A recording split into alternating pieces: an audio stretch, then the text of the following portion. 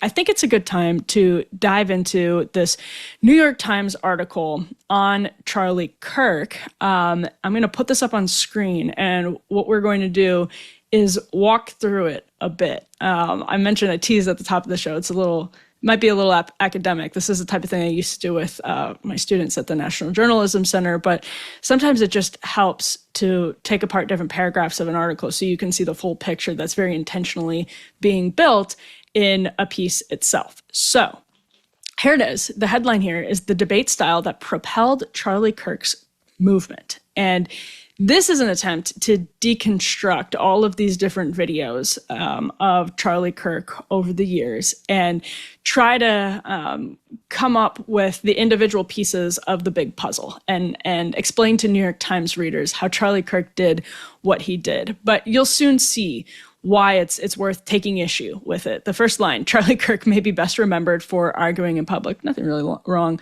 with that. But they go on to say, by tackling hot button issues like abortion and trans rights, Mr. Kirk created content that became perfect fodder for brand building on social media. Curated clips highlighting his wins, promoted with captions describing him as destroying liberals, have racked up tens of millions of views on TikTok, YouTube, and Instagram. Since his assassination, Mr. Kirk has been lionized, mostly by those on the right, but also by some who did not share his views, as a champion of free speech and an interrogator of viewpoints that spanned the political spectrum. And here's where they do a little bit of bragging. The New York Times reviewed more than 46 of Mr. Kirk's debates, stretching back to 2017, and discussed them with 4 debate coaches and university professors. They say the Times review reveals how Mr. Kirk used the debate to deliver a consistent hardline message while orchestrating highly shareable moments. Now, what they're doing, you're already seeing it in this paragraph, is trying to make this more about style than substance. So they're trying to, it's actually an interesting new cope, I think is probably the best way to put it, that we're seeing from some on the left as they react to the legacy that Charlie Kirk leaves behind, rather than deal with the substance of why Charlie Kirk was so impactful and influential over young Americans and over the conservative movement in the Republican Party. They are going to chalk it up to clever media techniques. And yes, Charlie Kirk was a fairly clever strategist, but I think you're going to see why this is probably more cope than anything else. So they say this genre of debate, which Mr. Kirk helped pioneer, is now a template that other social media personalities across the spectrum have increasingly adopted. Here's a look at how Mr. Kirk constructed his viral confrontations. And all right, we'll go on. I have more to say about this, but here you see they take out an example and their subheading is hyperbole and go-to quips. This part is actually really, this part's just funny. It's also kind of weird, but they act as though it's some type of scoopy bit of information that they found 4 times where he referred to North African lesbian poetry. You guys needed to sit through hours of Charlie Kirk debates to bring your readers that he, like every public speaker, uses canned lines. So he used this line about North African lesbian poetry 5 times. He used the exact same line in the past 2 years 5 times. They found at least 4 other examples of it. He's a speaker. This is what public speakers do. And they're acting like this, quote, go-to quip for Charlie Kirk is some type of like, listen, it doesn't say this in the story, but we're talking about what they're implying and what the sort of point of the entire story is. Because don't tell me that someone at the New York Times pitched a story about how they're going to find the quips that Charlie Kirk used 5 times over the course of 2 years. No, they're trying to imply that Charlie Kirk was up to no good, that he was being intentionally manipulative rather than actually just being a good debater. They say he's engaging and subduing the audience. So they say by restraining his audience from shouting down his opponents, Mr. Kirk insulated himself from seeming like a bully to many viewers of clips shared on social media. Insulated himself from seeming like a bully.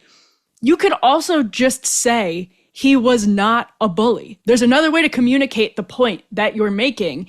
But of course, the New York Times is conveying this point, which is from a reporter, by the way. This is not in the opinions section, but is conveying this point in a way to suggest that it was all an act. It was all a clever manipulation, and not just that Charlie Kirk genuinely wanted to hear from other people because he was fully confident in his own beliefs, and also knew, unlike readers of the New York Times, that people on TikTok, Instagram, and YouTube want to see the clash of ideas, the sort of clanging noise of debate. That's actually what happens. So they go on to say Nazi analogies and playing to the crowd. This is another of their subheadings trying to capture what made Charlie Kirk a clever strategist here. And this one, man, they say in this one example of the University of Tennessee, Mr.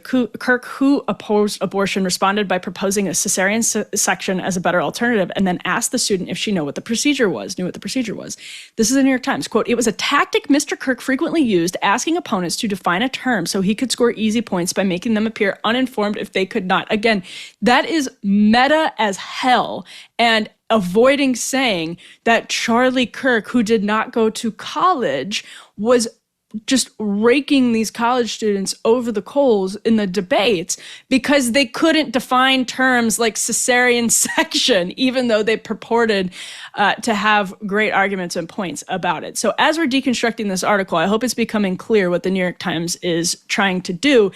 This is, again, maybe a perfectly fine, acceptable piece for a lib to write in their opinion section. For this to be published under the news section of the paper by a reporter is completely insane, and you would not see treatment of somebody on the left in this meta way, because it's a cope. That's what this fundamentally is in the pages of the New York Times.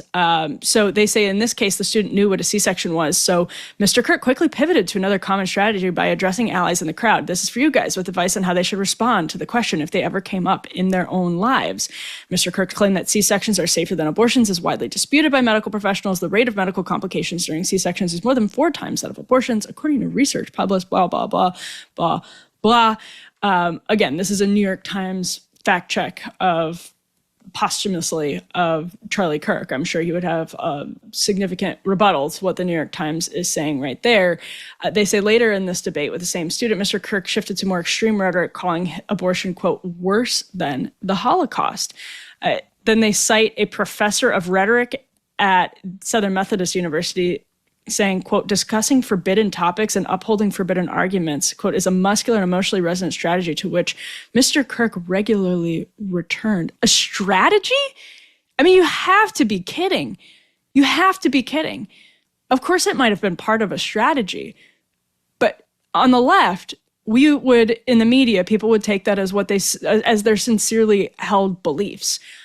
I'm telling you, somebody on the right, that is the sincerely held belief of many, many people on the right. They're not people that the New York Times often comes into contact with, but they are real people with real views and beliefs. And even in death, the New York Times is publishing an article in which they're posthumously analyzing all of this as a clever strategy, more than it was these sincerely held beliefs of Charlie Kirk. So I say after more back and forth, Mr. Kirk laid a rhetorical trap when the student replied human to his question about what species an embryo is. He claimed victory, saying that implied embryos deserve human rights.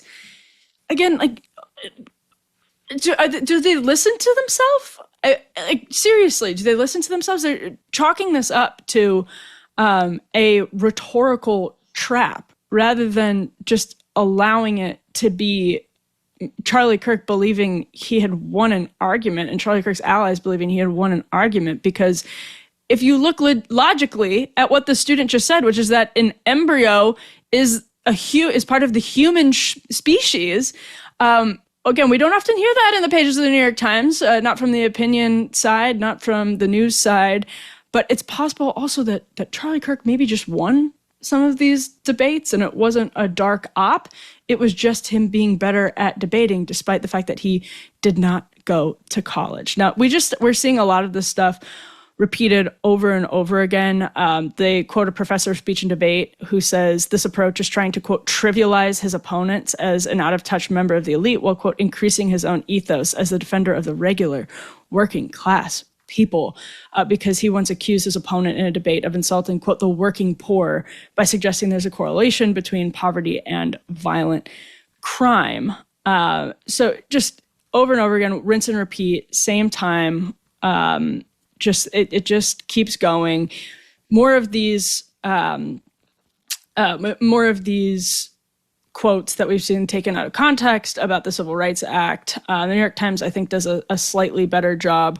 A slightly better job treating it with more context. Still not great, but they also at this point talk about a debate that Kirk was winning with a student, and they say because his opponent was unable to fact check Mr. Kirk in real time, she was forced to concede and debate in a framework that was no longer grounded in reality. Well, was he fact checking in real time? They're acting like because she didn't have her laptop up and was able to fact check in real time, but that.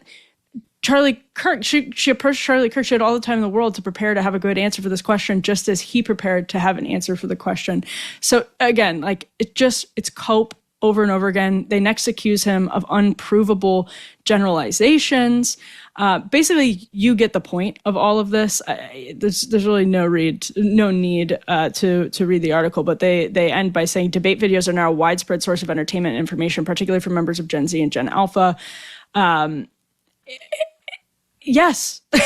Yes, because they don't get this in the pages of the New York Times, and they certainly didn't until relatively recently. But that is something that Charlie Kirk strategically was smart about. It's actually pretty hard to go to sleep after wrapping these shows at 11. You could probably imagine that's the case because live broadcasting gets your adrenaline going like basically nothing else. But I really mean this. Cozy Earth's bamboo sheets and bubble cuddle blanket make it much, much easier. I actually get excited to jump into bed even after the high of partying with our great guests like Mark Halperin, who keep making news on the show. So these bamboo sheets are next level, buttery soft, breathable, and they keep you cool all night. You sleep a few degrees cooler and wake up genuinely refreshed. And the bubble cuddle blanket, it is like a warm, luxurious hug. Midweight, plush faux fur, equal parts nap-worthy and stylish. There's a reason Cozy Earth offers a 100-night sleep trial and a 10-year warranty. They know you'll fall in love, and you will. I'm telling you, I get so excited to go to sleep, even when I'm all amped up after the show. Visit CozyEarth.com. Use my code Emily for 20% off. That's CozyEarth.com, code Emily. And if you get a post-purchase survey, please let them know you heard about Cozy Earth from After Party with Emily Jashinsky, because home isn't just where you live, it's how you feel. Let's go home with Cozy Earth.